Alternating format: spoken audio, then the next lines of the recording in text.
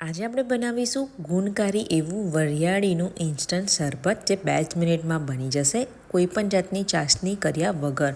તો વરિયાળીની જે તાસીર હોય તે એકદમ ઠંડી હોય છે.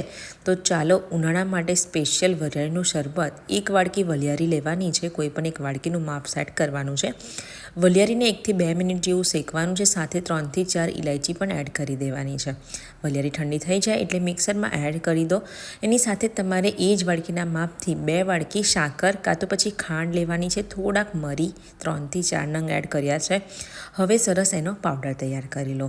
તો આપણો આ વરિયાળીનો જે પાવડર છે ઇન્સ્ટન્ટ તે તૈયાર થઈ ગયો છે. હવે એને ચાળણીથી ચાળી લેવાનો છે, જેથી આખી વરિયાળી રહી ગઈ હોય તે આ રીતે ચાળણીમાં આવી જાય અને ફરીથી એને ક્રશ કરી લેવાનું. અને આપણો આ પાવડર તૈયાર છે. ગ્લાસમાં 1.5 થી 2 ચમચી એડ કરી ઠંડુ પાણી એડ કરવાનું છે અને એની સાથે જ બરફના ટુકડા અને થોડાક મેં આગળ તકમરી એડ કર્યા છે.